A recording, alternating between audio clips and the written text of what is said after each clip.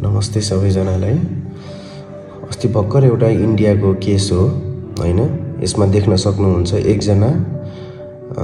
एकजना डाक्टर नागेश नाम मेरो ठ्याक्कै मिल्दोजुल्दो छ, तर म चाहिँ होइन। अस्ति भर्खरै गएको मंगलबार राति उहाँ ड्युटी गर्दा गर्दै बित्नुभयो।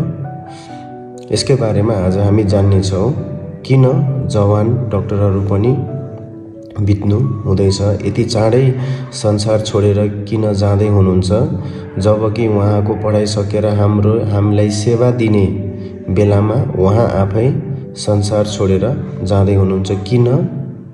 यसकै बारेमा हामी जान्ने छौं, मसँग जुडिरहनु होला। अब उहाँको चाहिँ गएको मंगलबार राति अस्ति भर्खरै नाइट ड्युटी गर्दाखेरि उहाँको चाहिँ छाती अचानक दुख्न थाल्यो।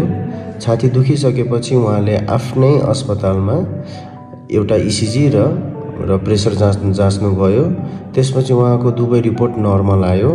नर्मल आइसकेपछि अब उहाँ चाहिँ केही पनि छैन भनेर सामान्य हो दुखाइ भनेर आफ्नो साथीकोमा जानुभयो र त्यहाँ आफ्नो साथीकोमा गएर उहाँ लड्नुभयो र मिर्गी रोग लागे जस्तो सिजर डिसअर्डर जस्तो छटपटाएर उहाँको डेथ भयो।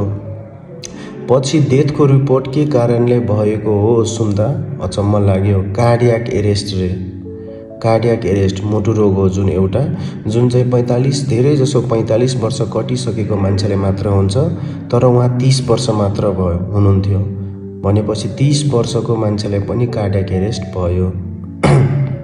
कार्डियाक एरेस्ट भनेको मुटु अचानक यस्तो ढुक ढुक ढुक गर्छ नि, त्यो अचानक बन्द भइसकेपछि उहाँको डेथ भयो। अब किन यो भयो यङ एजमा?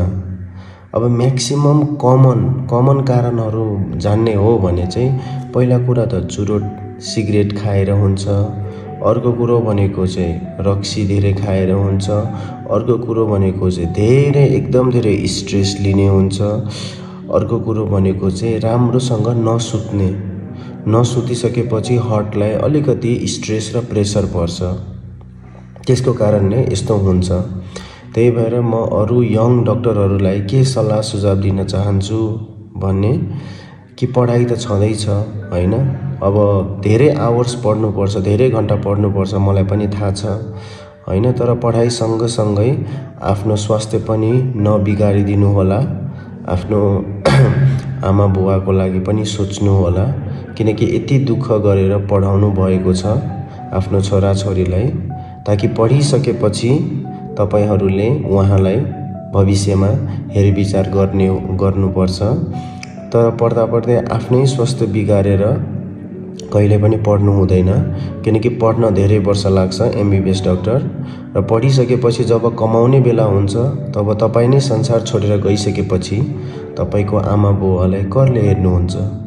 त्यही भएर यो कुरामा ध्यान दिनु होला। स्वास्थ्य बसौं, स्वास्थ्यसँग पढौं, आफ्नो ज्यानलाई माया गरौं है। यति भन्दै म यो आफ्नो भिडियो यही अन्त्य गर्छु। नमस्ते।